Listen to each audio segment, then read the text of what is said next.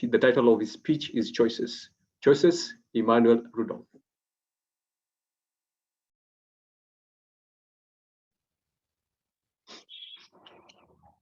Did you know that with God, everything is possible?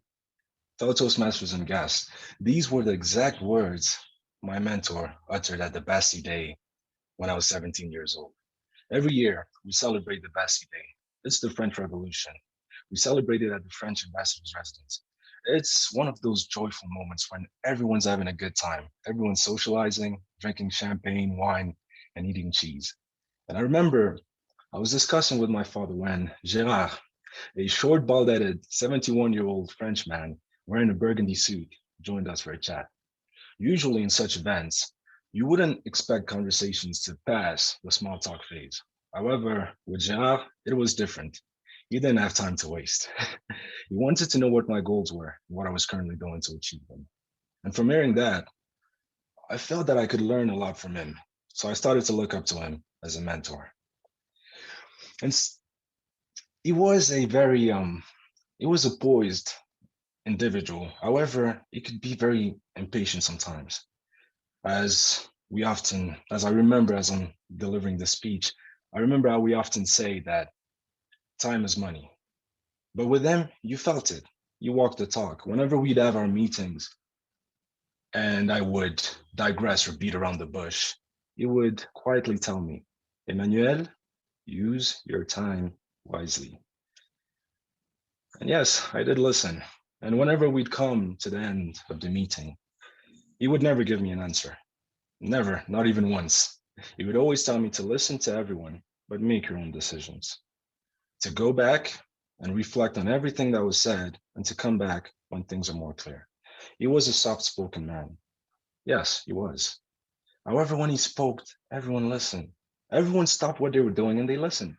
And to me, that was strange as I would never associate power and authority with shyness. But contrary to my belief, it was possible, and Gerard was the proof. So there it was for me. I had learned my lesson. I successfully completed Power Dynamics 101. Fellow Toastmasters and guests, let me shock you a little bit. Did you know that the most powerful individual in the room is the one that breathes the most slowly? That's interesting to know, right? So being a protege was not just an experience for me. It was a rite of passage, an introduction to accountability and discipline.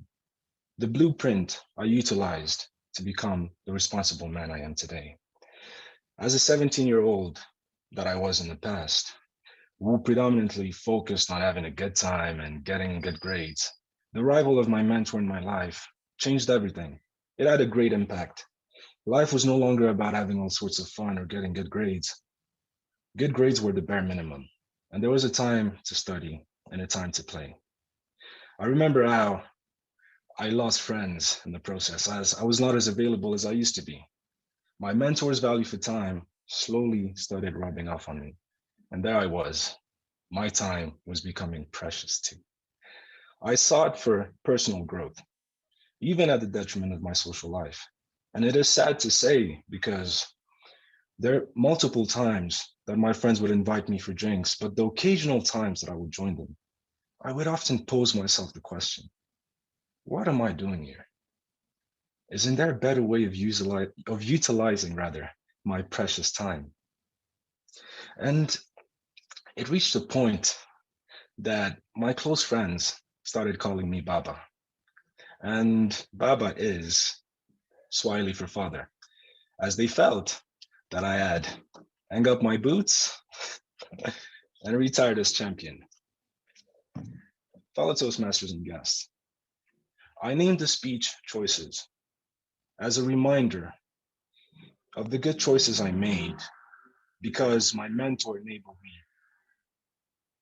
to make better decisions as I was more aware of the options I had. You know, we often want to make decisions. We often think that we have many options while we do not. How many times did we try to apply to a certain university? We had the requirements. We thought it was an option, but it never was. They never intended to get us. Anyways, having a mentor such as Gerard had its own pros and cons, such as anything else in life. However, it was very valuable for me as it enabled me to have a different perspective. It, I now had a different perspective about life itself.